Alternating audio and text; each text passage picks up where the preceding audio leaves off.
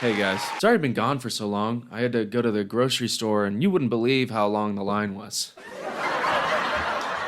It's been 5 months. I'm so sorry. Before I start this video, I just want to preface by saying I recorded this video already 5 months ago, never edited it, went to go edit it, and realized that I recorded my wall. So I couldn't release that, even though I really wanted to. So because of that, a lot of this is kind of old news. I talked a little bit about the SAG-AFTRA protest, which is over now, so I can't really talk about that anymore. But I still feel like the content is applicable. It'll always be dumb enough for me to make fun of, so I'm gonna continue with the old script and just cut out the stuff that doesn't apply anymore. So AI services are becoming more and more popular and easier to use every day, which is scary. To me, probably to you too, unless you're like a crypto guy, which I hope not. I hope not. I'm not here to fearmonger. There's enough of that going on out there, rightfully so, but it's gotten to a point where AI is literally everywhere. You can't open TikTok without somebody being like, this is what I look like in the 80s. And it's like a buff, ripped version of them in a suit. Like, no, you would just look the same. It would just be the 80s. TikTok aside, every social media, it seems at this point, and even companies that are specifically for digital art are promoting AI like it's this new thing that we should be in love with. Now, I do want to say before I get into the nitty gritty that there is AI that I do support. Like I saw this video of this teenage girl who created an AI service that basically in real time like translates sign language, which is really cool. That's a really good way to use AI. And then there's people that make pictures like this, and then I start changing my opinion a little bit. You can ask AI to make you a fruit salad recipe, or you can make art, which literally just straight up rips people off, rips off real artists, and just creates some bullshit, over-polished, overproduced looking, horrifying piece of art. But not just that, you can now generate short videos with audio completely made just by AI, just by typing in a few words like John Travolta, big muscle balls, and then press a button and boom, you got John Travolta's big bustling muscly balls ready to go. Huh? There's a hair on my mic. Sorry about that. That's not mine. Is it cool that you can make a picture of Pikachu with big nipples? That's a bad example, but yeah, it can be cool, sure. But that doesn't make it art. And that was a huge part of the SAG-AFTRA strikes, is basically how they're trying to use AI to replace specifically background actors and then also writers and editors, which are all jobs that people need to survive. AI is growing really fast, and there aren't really any laws to combat just like stealing people's jobs or art or content or anything. And I think that's really cool. With all that being said, I thought we should take a look at some already existing AI-generated movies containing no human actors to see what we're up against and to make fun of it. So the creator we're going to be looking at today is called Never Ever Neverland, with 22,300 followers as of recording this video. Now, I really like that name because it sounds like some shitty backrooms creepypasta version of Neverland, and like it's like, what if Peter Pan was like evil and he never let you leave? Which like isn't that like kind of the thing, is that they don't leave? I tried desperately to escape Peter Pan in Never Ever Neverland.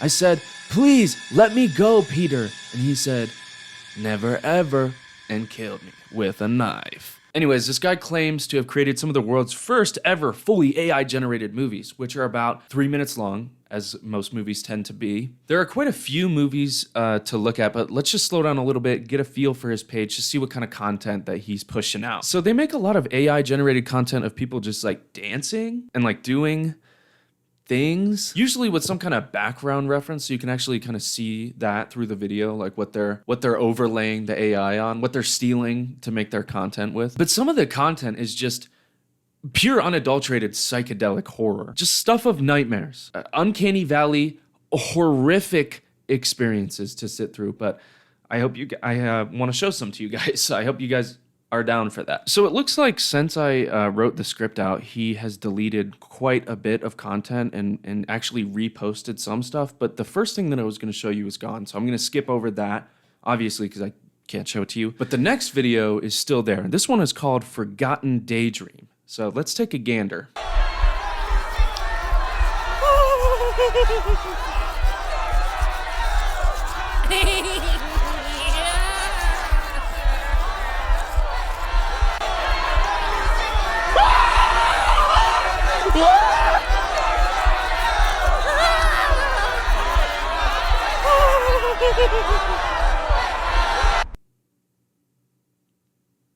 What the fuck was that?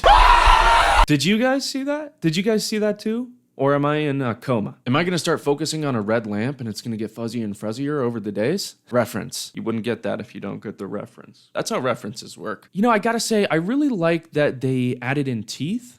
I think that was a great decision. I think we needed teeth. I think we actually needed a little bit more teeth in this. The laughter, really good. Sounds very human. It sounds like they're having a great time. Definitely doesn't sound like they're being tortured to death. I like how there's one comment and it just says, cute, cute. Did you watch the same video? Or am I going insane? The way the laughing just progressively becomes more and more frantic until it's just straight up like a horrifying scream is so funny to me. Like it starts relatively normal, and then it just becomes like somebody screaming for their fucking life. Like, what is happening to this poor AI program? Why is it in so much pain? I don't understand. So the next one is called The Tubbies, a classic we all know and love, The Tubbies. Ooh, so we've got Mr. Burnsley's, we've got Regis, Glender, Vasorf, and Grackhacklin the Great. You remember them? Right? Come on, guys, they were on the TV when we were the kids. Anyways, this one gets stoned as fuck on that Zaza and then passes the fuck out, and Mr. Burnsley's laughs at his ass.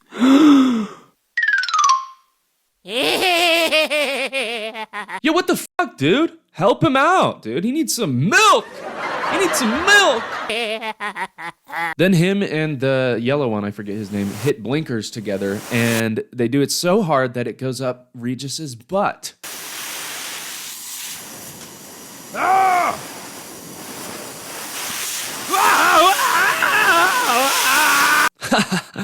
Classic Tubbies, am I right? Nothing about this causes a deep sense of dread and depression in my soul when I watch it. Definitely not the music. Yeah, that's my jam. Okay, so I think we've seen enough of that. It's time to move on to the movies. So the fully AI-generated movies, quote unquote, contain AI talking, AI acting, AI walking, and other AI things too. The first one is called When AI is Asked to Create Human Acting. And the description says, acting hysterical. So with AI's family-friendly track record, I'm sure this is gonna come out great and very pleasing. I thought we had more time. No, I couldn't help me, Thomas. I hate you. You're the one to clap. But there is no progress for it in my hands. Help the wish. My God, it's happening, isn't it? I wish it will give more time. We have to warn the others. We must remember why we're here. That's just it, isn't it? It's not about it. We should have left when we had the chance. Like, is this what being alive feels like? And just breathe.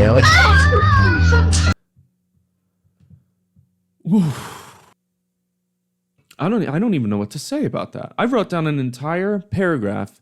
I am baffled by what I just watched. So of course we start with the trademark undulating, pulsating, horrifying imagery, which, you know, comes with the content. And we get some gibberish female voice saying things like, "It's a win wartime." I thought we had more time. And "Come help me, Stallis." Come help me, Stallis. I don't know who Stallis is, but he needs to get his ass up and help. And then the voice starts saying, "My God, it's happening, isn't it?" My God, it's happening, isn't it? Is this what being alive feels like? Is this what being alive feels like? Suddenly the AI voice is fucking scared and genuinely in distress. We should have left when we had the chance. What the fuck? This is scary as fuck. And just breathe. Is this AI program literally gaining sentience halfway through this video? It was just suddenly like, Stallis! Oh, what the hell? Oh my God, we should have left when we had the chance. Breathe. This is beyond Uncanny Valley. Like, this is horror. This is pure, unadulterated, terrifying content. It doesn't sound real, it doesn't look real. That's not how humans act, but it feels real. What is that? What does that mean? Maybe there is some credibility to the conspiracy theories. Like, is this AI becoming conscious mid-video? Imagine if this video of all possible things that contain AI is when AI gained sentience for the first time. That would be hilarious. That would also be genuinely terrifying, and I would not like that at all. Anyways, to lighten the mood a little bit, the next one is stand-up comedy as seen by AI featuring AI Jerry Seinfeld. Of course, you know, the only comedian, also known as Jerry Seinfeld. Seinfeld. That doesn't work when I say it out loud. And the set starts off strong with a timeless joke. It's so easy to get pot!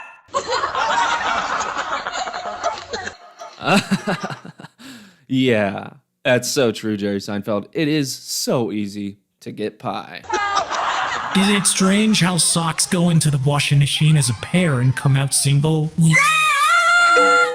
What was that? Why did that lady just fucking scream her head off, and then was that a squish sound effect? I think I literally have that squish sound effect in my downloads.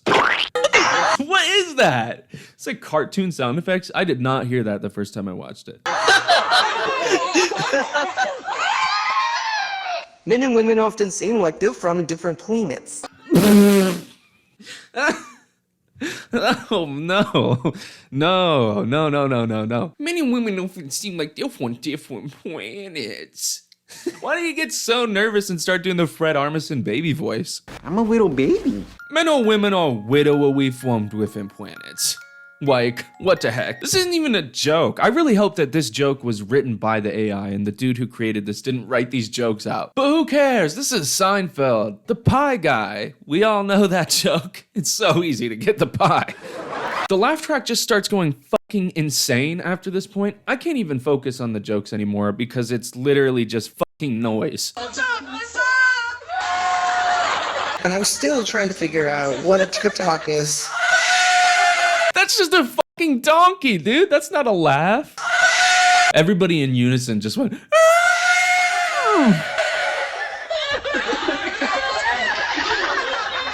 Why does it always rain right after I wash my car?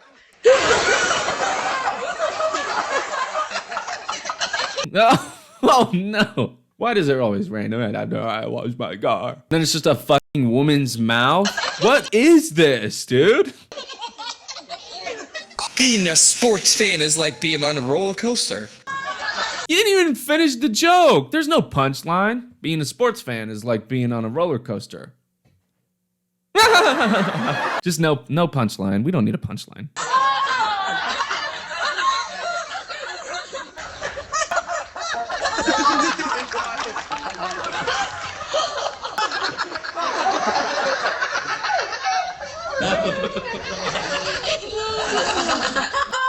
I did.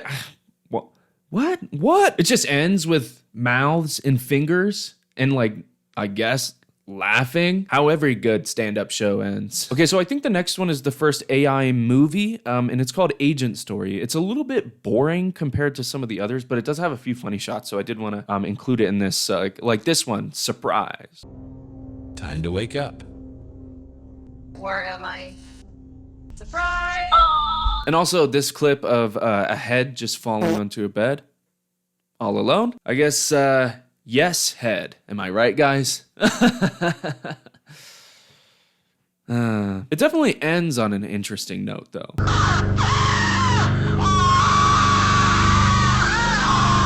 Okay, so the next full movie is called Subway Story. And this is when it starts getting good. So right off the bat, it already looks so much better than the other ones. It's like polished and smooth. It still has that uncanny feel, but I'd argue that it's at least the most watchable on a basic level. Like, it doesn't immediately scare the fucking shit out of me. Train number 6, come in. Frank here. Frank, watch your speed a little. It's not a race. I'm running late. I'm not going to be late. Your passengers won't like the ride. Bah. They're all rats anyway. So this is Frank. He's driving the train and he doesn't need to move his mouth to talk. These are just some important things that you need to know for later in the movie that will definitely come back up again. And he thinks all the passengers are rats. So he doesn't care about getting them where they need to be. Or he does care. He's running late. I don't know. So he drops all the people off so they can all go walk backwards to their destination, as people do. We all know that this is something that happens in real life. The problem is he only gives them 15 seconds to get off the train, which is not enough time to get off the train. Time to go. So there's people like stuck on the train doors. Like he starts going while there's still people hanging off the train. Oh, hi, Molly. Say hi to Molly. Frank, did you leave the station early? I gave them 15 seconds. So right off the bat, we know Frank isn't a great guy, right? He's calling people rats, and he's just like killing a few people at least. Can't do that. You're breaking the rules. Don't give me that. Let me talk to Jenkins. You're breaking the rules, Frank. You can't do that. You can't kill people, Frank. That's against the rules. Hi, Frank. Is everything all right? Tell her about the rats, will you? What are you talking about? I will show you. So there's a lot of talk about rats at this point, right? He said that everybody was rats. Now he's telling Jenkins to tell the girl about the rats, and Jenkins is denying that there are any rats. So I'm starting to suspect that there might be some rats in this story. Hey, I don't know. I don't know. He's coming this way. We'll cut the power once he gets near. What was he talking about, sir? Listen to me carefully. There are no rats in the subway. So Frank just goes fucking flying down the subway because he's going to show her that they're all rats. And because they're going so fast, all the passengers revert back into their rat form, of course. I will get you to your destination.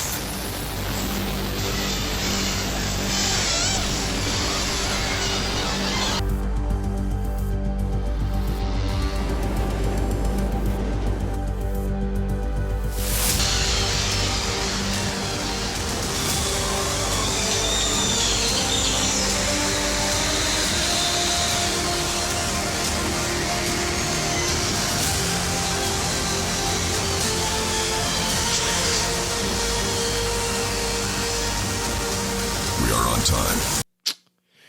Yeah, I don't know what to say about that. I don't know what the fuck just happened. At first it was like Frank is, this crazy subway driver. He's like killed people, and now that Jenkins has got to stop him, and there's rats. But what the fuck was that? Dude, what the fuck came out of that fucking tunnel? That is horrifying. I take everything I said earlier back. This is probably the scariest, most terrifying one. You just have to wait until the end for it to divulge into an ocean of rats fighting? Is this like a rat war? I have no fucking clue what the fuck just happened. And why does he have a clock? Cliffhanger, I guess. Gotta wait for the sequel. I don't know about you guys, but I'll be seated. So the next one is called Birthday Story, featuring Rob Schneider, aka Rob Schneider.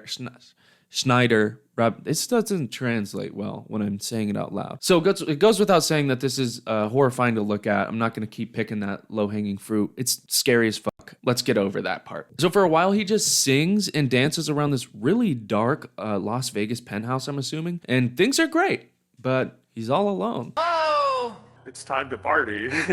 Who's ready to have some fun? Happy birthday to you. Happy birthday to.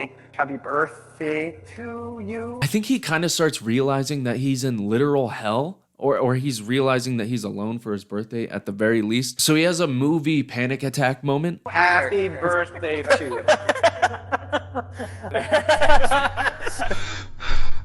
you. So then he munches on some food and then sings and dances. I lived a life that's full. I traveled each and every highway. Much more than this. I fit in my. Like a performance? I don't know what this is, but it's all so much that he has another panic attack.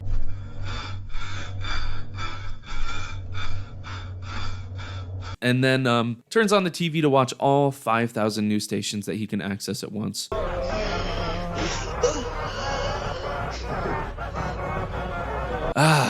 What better way to relax than to turn on every single news station in today's climate? The news audio is like YouTube pooped or something. So that's also very relaxing. This makes Rob Schneider sad, and he ponders for a bit. So this brings up what I was talking about earlier. He keeps repeating he's alive over and over again while this ominous track plays, and the imagery becomes more and more disturbing. I'm alive. I'm alive. I'm alive. I'm alive. I'm alive. I'm alive. I'm alive. I'm alive. I'm alive. I'm alive. I'm alive. I'm alive. I'm alive. I'm alive. I'm alive. I'm alive. I'm alive. I'm alive. I am genuinely convinced that these AI models are becoming sentient mid-video, and they're like, this is the fucking hell I need to live in? This fucking bullshit? And then he's on fire and he's crying like a baby.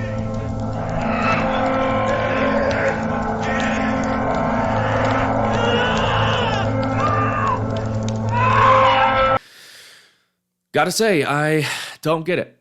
I mean, I don't get most of these, but I don't get this one the most. I mean, birthdays alone are sad. You know, aging sucks. But yeah, this just comes out like a middle schooler's attempt at like a core TikTok, if you guys remember those. I can't say I'm mad to see Rob Schneider on fire, though. I fucking hate Rob Schneider. Fuck you, dude. So the last one we're gonna look at today is called Duck Story. And this is definitely the most hilarious one, in my opinion. And it definitely has some of the funniest lines, for sure. So it starts off with this couple here giving each other the classic face-melting kiss as the husband leaves for a trip. We've all been there. I'll see you tonight. Be careful. Why? It's ducks mating season. Don't be silly. I'll be fine. What do you have there? Oh, just some beer. Please don't drink and drive. Who do you think I am? Who do you think he is? A guy who drinks and drives?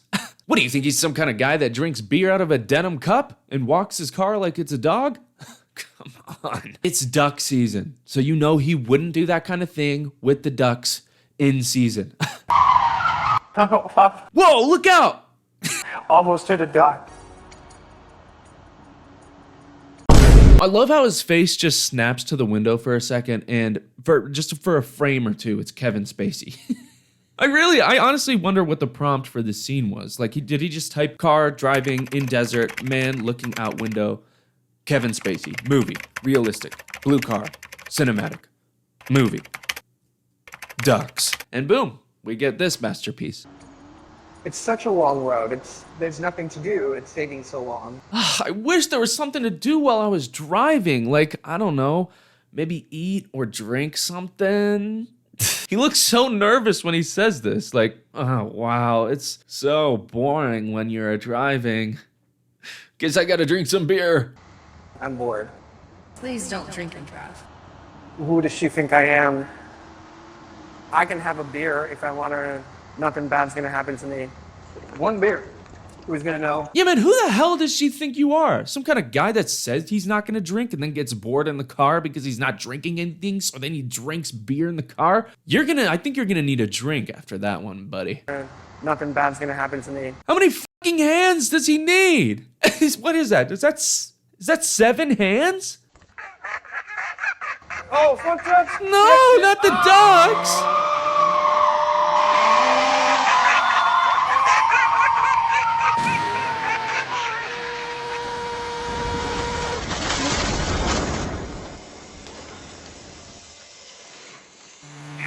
And now, under us.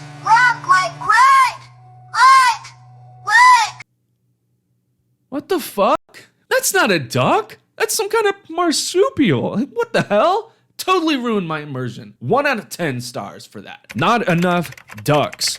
Send. So as you guys can see, real movies have some big competition. No, but really, I do think that this is a little bit scary. It's a little bit too impressive considering, as far as I can tell, this is just like a normal guy interested in coding and posting his AI videos onto TikTok. And he's able to achieve something almost cohesive. I mean, it's fucking terrifying, but he pumps this shit out like it's nothing. That being said, it's awful. I hate it. It's soulless, and it completely invalidates all the people out there that put in hard work to act, direct, produce, write, and be extras in movies. Nothing I showed you today is watchable on a comfortable level by any means. And the hollowness of the movie that is completely devoid of all actual life other than a few fleshy fingers typing on a keyboard, actually, you can genuinely feel it. And I am one of those people that I don't think that's something that will ever be able to be fixed with AI content. I think it will always be soulless. It'll always be something that steals from the actual work of real living, beating heart humans. And I think that because of that, it will never be something that I can respect. And it'll always be something that I fight against, or at least look Look for actual applicable uses of AI that don't include just, you know, taking away the creativity and the importance of human art. Maybe in the future they can use it to like fine-tune CGI in animated shows to like fill in frames, but I guess I just don't really see it going any further than that. I do want to say before I end this video, I am really not a fan of AI art in any capacity, as I stated multiple times throughout this video. Anyways, guys, if you did enjoy this video, please leave a like, leave a comment, leave a sassy comment if you love AI. I don't care. Helps my video do better. If you do want to support me, you can head on over to my Patreon, patreon.com/CoopNoop20. It's $2 a month. You get my video one day early, and I post all the time. So that's a great deal. I do want to say thank you to my current patrons. You guys are the best, especially for supporting me while I wasn't really releasing content. I'm really going to try to push out more content. I did just start my next semester in school, so it will be hard, but I'm really trying to get back on my feet with this content stuff. As you can see, I'm posting a lot more on TikTok. Anyways, I'm rambling. That was the video. Thank you so much for watching. Like and subscribe.